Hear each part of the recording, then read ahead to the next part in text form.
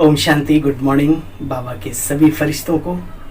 तो आइए आज सुनते हैं बाबा के अव्यक्त महावाक्यों का तंत्र, निचोड़, सार। ये मुरली है 1 अप्रैल 1992 रिवाइज कोर्स की, और आज की डेट आपको पता ही है 4 सितंबर 2022। अव्यक्त बाप दादा। हेडलाइन है मुरली का, उड़ती कला का अनुभव करने के लिए 2 बातों का बैलेंस। उड़ती कला का अनुभव करने के लिए 2 बातों का बैलेंस। कौन सी 2 बातें? ज्ञान युक्त भावना और स्नेह युक्त योग।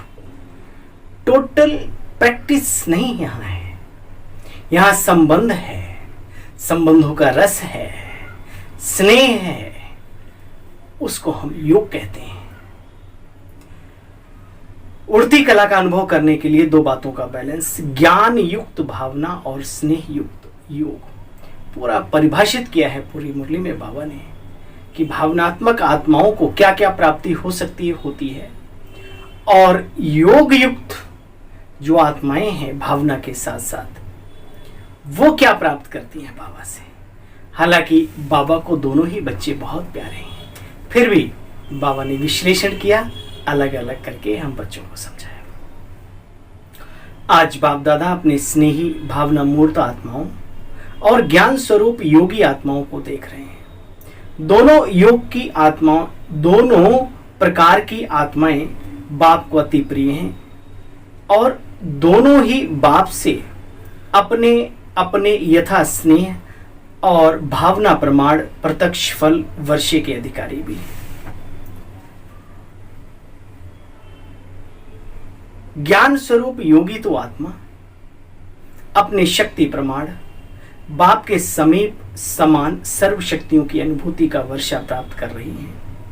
देखो बच्चे, हैं तो दोनों ही प्राप्ति स्वरूप, लेकिन दोनों में प्राप्तियों का अंतर है। स्नेह और भावना मूर्त बच्चे सदा भावना के कारण योग में रहते हैं, बाबा की याद में रहते हैं, प्यार, बाप से प्यार का अनुभव करते हैं, शक्ति का भी अनुभव भावना के फल के स्वरूप में करते हैं। लेकिन याद रहे, सदा और सर्व शक्तियां अनुभव नहीं करते। सदैव करते रहें, सर्व शक्तियों की अनुभूति करें, वो नहीं होता। ज्ञान स्वरूप योगी तो आत्माएं सदा सर्व शक्तियों की अनुभूति द्वारा सहज विजयी बनने का विशेष अनुभव करती हैं। दूसरा बाबा ने बताया, भावना वाली आत्माएं क्या प्राप्त करती हैं, और जो योग युक्त ज्ञानी तो आत्माएं, योगी तो आत्माएं, वो क्या करते हैं? ज्ञान स्वरूप योगी तो आत्माएं सदा सर्व शक्तियों की अनुभूति द्वारा सहज विजयी बनने का विशेष अनुभव करती हैं। साथ साथ बाप के समान अर्थात समानता का भी अनुभव करती हैं। वे बच्चे सदा अचल अटल स्थिति का अनुभव योगी तो आत्माएं ही करती हैं।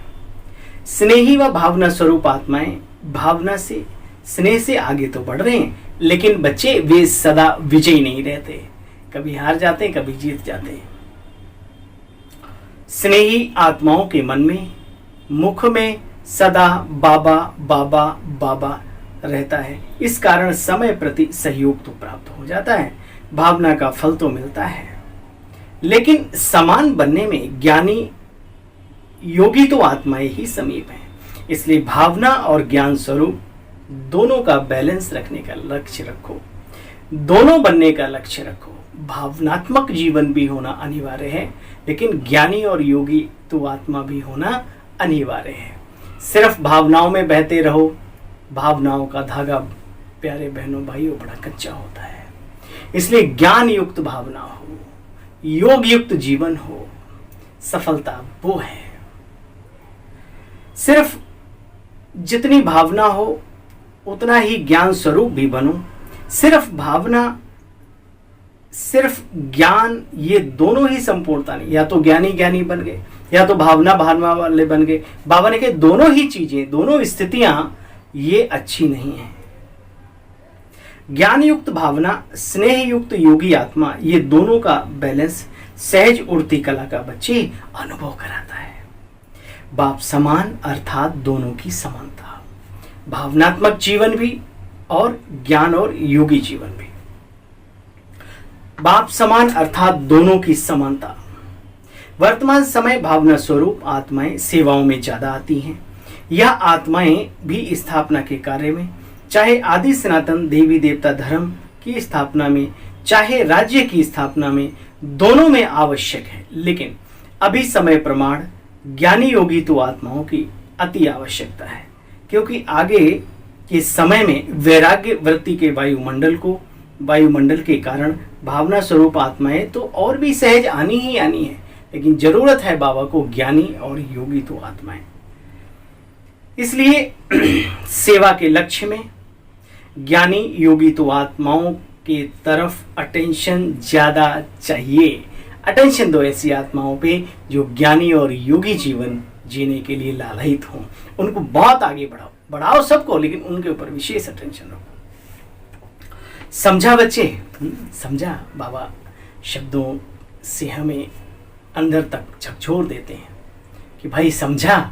जगदीश भाई साहब बहुत अच्छी तरीके से इसका विश्लेषण करते थे। समझा? ऐसे नहीं समझो, संख्या तो बहुत बढ़ रही है, लेकिन ऐसी बाप समान सर्व शक्तियों की अनुभूति करने वाली आत्माएं भी तैयार करो। तो जो अपने वृत्ति द्वारा, ऐसी आत्माएं तैयार करो जो अपने वृत्ति द्वारा, श्रेष्ठ संकल्प द्वारा अनेक आत्माओं को परिवर्तन कर सके। बेहद की सेवा व विश्व प्रति सेवा बैलेंस वाली आत्माएं ही कर सकती हैं। बेहद का बुद्धि योग सभी के प्रति, बेहद की सेवा व संपूर्ण विश्व के प्रति सेवा बैलेंस वाली आत्माएं ही कर सकती हैं। कल्याणकारी तो बने हो कल्याणकारी, या बेहद विश्व कल्याणकारी बने हो, या सिर्फ कल्याणकारी बने हो, बच्चे चेक करो रिजल्ट क्या है। बाप दादा ने सुनाया कि बाप को तो दोनों ही आत्माएं प्यारी हैं। दोनों प्रकार की आत्माओं को देखकर बाप खुश होते हैं। फिर भी स्नेही आत्माएं बाप को अपना तो बना लिया, पहचान लिया। कोटों में कोई की लाइन में आ गए, अपने ठिकाने पर पहुंच गए। तन से, मन से, बुद्धि से भटकने से बच गए। इसलिए बाप खुश होते हैं और बच्चे भी खुश, बाप भी खुश। अरे खुशकिस्मत वाले हो जो बाप के बन गए। दुनिया के हिसाब से डायरेक्ट बाप के बनने वाले देखो कितनी साधारण आत्माएं हैं। विश्व के शिक्षक की स्टूडेंट और देखो है कितने वंडरफुल।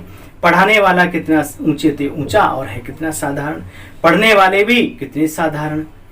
बाप दादा वीआईपी बनकर नहीं आता, साधारण रूप में आते हैं।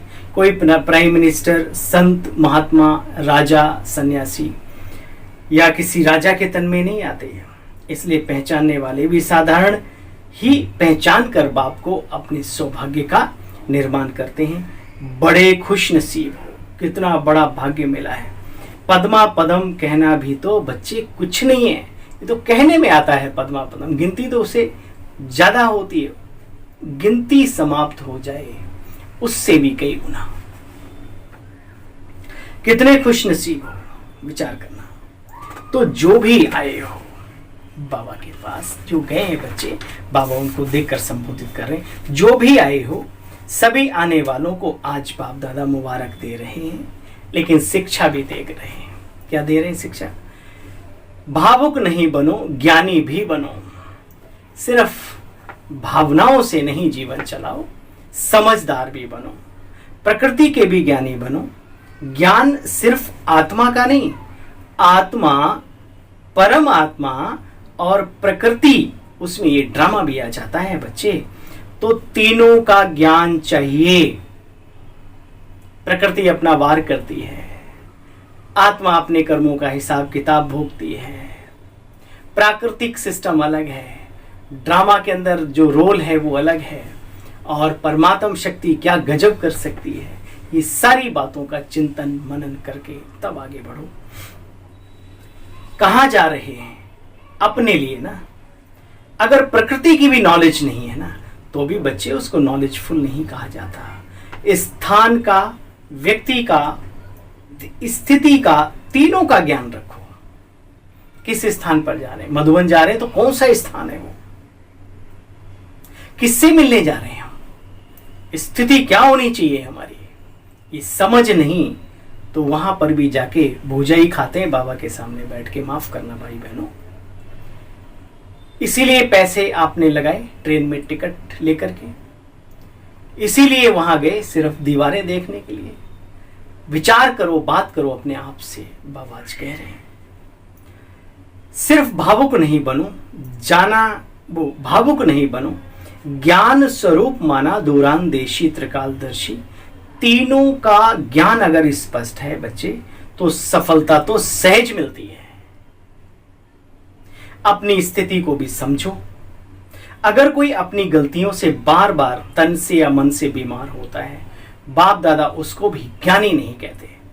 शरीर का भी हिसाब किताब देखो, क्या डिमांड करता है, क्या चाहिए इसको। जब आराम चाहिए आराम दो, एक्सरसाइज करनी है सेवा करके या वैसे करके इसको प्राणायाम दो, भोजन चाहिए तो भोजन दो, भोजन, नींद, और साथ साथ जो सबसे बड़ी चीज है खुशी जैसी खुराक नहीं, वो भी देते चलो। तन और मन दोनों के लिए दुरुस्तपना पैदा करती है। तो बाबा कह रहे हैं, बाप दादा कहते, ज्ञान का अर्थ समझते हो? ज्ञान का अर्थ है समझ। अपनी स्थिति को भी समझो, अपने शरीर को भी समझो, आत्मा की स्थिति, शरीर की स्थिति और ये प्राकृतिक वायुमंडल, इन सब का ज्ञान बुद्धि में हो तब कहेंगे नॉलेजफुल। इसलिए बच्चे भावनाओं पर राजी नहीं हो जाओ। आने वाले लाने वाले दोनों को नॉलेजफुल होना चाहिए। जिनको ले जाने वाले टीचर्स हैं वो अगर उन्हें ही समझ नहीं होगी तो कैसे जवाब दे सकते हैं? और जो जा रहे हैं उनको खुद का समझदार होना बहुत जरूरी है। इसलिए दोनों नॉलेजफुल होना चाहिए। बाकी बाप दादा भी कहते हैं बच्चे जो होता है वह तो मीठा ड्रामा ही कहेंगे, है ना। अंत में तो फिर बाबा हल्के रहने के लिए यही सिखाते हैं, मीठा ड्रामा ही कहेंगे। जिस आत्मा का जो वर्षा है वह उसको प्राप्त होना ही है। वर्षे से कोई वंचित नहीं रह सकता। चाहे साकार में सन्मुख बैठे हो, चाहे अपने अपने स्थानों पर मन मनाभो यानी बाबा की याद में रहते हो, वर्षा तो अवश्य प्राप्त होता है। डबल नॉलेजफुल होना है, हाफ नॉलेजफुल नहीं बनो। दुनिया में भी कहावत है अधूरी नॉलेज खतरे से खाली नहीं होती है, जान भी गंवानी पड़ती है। इसलिए नॉलेज में फुल बनो। अच्छा, चारों ओर के सर्व खुशनसीब आत्माएं, चारों ओर के सर्व खुशनसीब आत्माएं, सर्व स्नेह और योग शक्ति की समानता की अनुभवी आत्माएं, भावना और भावना स्वरूप आत्माएं, सदा बाप समान बनने के लक्ष्य को पूर्ण करने वाली आत्माएं, सदा भावना और ज्ञान स्वरूप आत्माएं, सदा बाप समान बनने के लक्ष्य को पूर्ण करने वाली आत्माएं, सदा समीप बाबा को समीप अनुभव करने वाली बाबा को अपने लक्ष्य को आत्माएं, ऐसे सदा अचल अडोल रहने वाली विशेष आत्माओं को बाप दादा का याद प्यार और नमस्ते। हम सब रूहानी बच्चों की, ब्राह्मण स्वरूप फरिश्ता स्वरूप धारण करने वाले बच्चों की बाप दादा आपको भी नमस्ते नमस्ते नमस्ते। शुक्रिया, गुड मॉर्निंग। बाबा ने आज हमें योगी जीवन में जो जो व्यवधान, जहां जहां से सूक्ष्म रुकावटें आती हैं, बाबा ने उसके लिए अवगत कराया। बाबा ने कहा बच्चे सिर्फ भावनात्मक जीवन जीना ही सब कुछ नहीं है, उसके साथ ज्ञान युक्त स्नेह योग भी होना चाहिए। भावना और ज्ञान दोनों का बैलेंस जरूरी है। अगर बाप समान स्थिति में जाना चाहते हैं, बाप समान बनना चाहते हैं, जो लक्ष्य हमें दिया गया उसको अगर हम प्राप्त करना चाहते हैं, आज की मूल्य के महावाक्य बहुत बहुत बहुत लाभदायक सिद्ध होते हैं जब हम ये मूल्य। बाबा ने यहां तक कहा बच्चे आत्मा का ही ज्ञान नहीं, आत्मा की समझ नहीं, परमात्मा की और साथ साथ इस प्रकृति की अर्थात इस ड्रामा की भी नॉलेज अंदर में होनी चाहिए। तीनों ही सत्ताएं, तीनों ही शक्तियां अपने आप में सर्वशक्तिमान हैं, अपने आप में ताकतवर हैं। जैसे आत्मा का प्रभाव प्रकृति पर पड़ता है, ऐसे प्रकृति का प्रभाव भी मनुष्य आत्मा के जीवन पर पड़ जाता है कभी कभी। परमात्मा तो है ही, वो तो सर्वशक्तिमान है। साथ साथ बाबा ने कहा इस वायुमंडल की भी नॉलेज होनी चाहिए कि कैसे वायुमंडल में हम सर्वाइव कर सकते हैं, उसके लिए हमें क्या क्या चीजें चाहिए। बाबा ने कहा खुद समझदार बनो। अब एक एक को बाबा एक एक चीज तो नहीं समझाएंगे ना, तो आइए बाबा का दिल से थैंक्स करें जो बाबा हमें एक एक बात को छोटे बच्चे जैसी आभासा करके सिखाते हैं। अब चाहिए सीखने में। बाबा ने कहा बीच में समझा, रिजल्ट क्या निकली, ऐसे बाबा ने कहा। अच्छा, वरदानी बाबा का वरदान हम आत्माओं के लिए, हमारे लिए विशेष। लगाव के सूक्ष्म धागों को समाप्त कर। लगाओ, झुकाओ, मोह, ममता। बाजार में चिल्ला रहे हैं कि मुझे किसी से मोह नहीं है, लेकिन उसी मोह के धागे से ऐसे खींचे चले जाते हैं जैसे शिकारी मछली को अपनी उसमें डोरी में यूं खींचता है और मछली चिल्ला रही है कि मैं कहीं फंसी नहीं हूं, जबकि फंसी हुई उसमें उसका हलाल होना बाकी है। तो बाबा अपने बच्चों को पहले से सावधानी देते, बच्चे तुम सबके हो, किसी एक के नहीं। शिव के बच्चे हो, सबके प्यारे हो, किसी एक व्यक्ति विशेष के नहीं। ठीक है, ये अगर एक व्यक्ति विशेष है, कितना भी अच्छा हो, तो तुम्हें धागा बन करके, धागा क्या धीरे धीरे रस्सी बन जाती है। आज का वरदान वाकई में बहुत ही सुंदर, हम योगी तपस्वी महान दिव्य आत्माओं के लिए। बाबा कहते हैं लगाओ के सूक्ष्म धागों को समाप्त कर उड़ती कला में उड़ने वाले संपूर्ण फरिश्ता भव। चेक करो, सर में चोट लगती है, आंख में दर्द होता है, नाक में पत्थर लग जाता है, अचानक पेट में दर्द उठता है, तो आपके दिल से, आपके गले से किसकी आवाज निकलती है? हाय अम्मा, ओ पिताजी, या कोई प्रिय मित्र, कौन याद आता है उस समय पर? ये चेक करने का बहुत बढ़िया तरीका है। कुछ भी हो, अगर तुरंत बाबा की तरफ बुद्धि आए, एकदम से बाबा। एक चेकिंग और भी है, आपके जीवन में बहुमूल्य प्राप्तियां अचानक हो जाएं, या फिर आपने बहुत दिनों से सोचा हुआ है ये कार्य हो तो अच्छा है, और अचानक वो कार्य किसी कारण से हो रहा है, उस समय पर याद करो कि दुनियावी डायलॉग्स हमें याद आते हैं, दुनियावी बातें याद आती हैं, दुनियावी लोग याद आते हैं, या फिर वो परम सत्ता, परम प्रिय जिसने हमें अपना बनाया, अपना ही नहीं बनाया, सबको निछावर कर रहा है, वो याद आता। अगर वो याद आता है, आप सफल योगी हैं, समझदार हैं, आप अपने जीवन में आगे बढ़ रहे हैं। लगावों के सूक्ष्म धागों को समाप्त कर उड़ती कला में उड़ने वाले संपूर्ण फरिश्ता भाव। फरिश्ता अर्थात जिसका पुरानी दुनिया से कोई रिश्ता नहीं। तो सूक्ष्म रीति से बच्चे आज चेक करो, अंश मात्र भी कहीं कोई धागा अपनी तरफ आकर्षित तो नहीं करता। धागा सोने का ही से, लेकिन बंधन तो बंधन है ना। क्योंकि यदि कोई चीज अच्छी लगती है, वह अपनी तरफ आकर्षित जरूर करती है। इसलिए कई बच्चे कहते हैं बाबा इच्छा तो नहीं है, लेकिन ये अच्छा लगता है। तो अच्छा है, मोटा धागा और भी अच्छा है, सूक्ष्म धागा, अब उसे भी बच्चे समाप्त करो और संपूर्ण फरिश्ता स्वरूप बनने के लिए पुरुषार्थ करो, ना कि धागों में मत फंसे रहो। मकड़ी का जाल, बाबा ने कहा खुद ही बनाते और खुद ही उसमें फिर अवस्था मर जाना माना क्या। स्लोगन है मनसा द्वारा शक्तियों का और कर्म द्वारा गुणों का दान देना ही महादानी बनना है। मनसा द्वारा शक्तियों का और कर्म द्वारा गुणों का दान देना ही महादानी बनना है। शुक्रिया बाबा, इतना ऊंचा, अपने से ऊंचा उठाने वाले बाबा। उठने वाले चाहिए, बाबा तो उठाने आया है। दिल कहे प्रभु तेरा लाख लाख शुक्रिया, सिर्फ अपना बनाया ही नहीं, लेकिन ये जीवन भी बना दिया। भविष्य के साथ वर्तमान में भी कोई कमी नहीं छोड़ता बाबा। इसलिए ऐसे मीठे प्यारे बाप दादा का दिल से बारंबार शुक्रिया शुक्रिया शुक्रिया, दिल बोले आभार।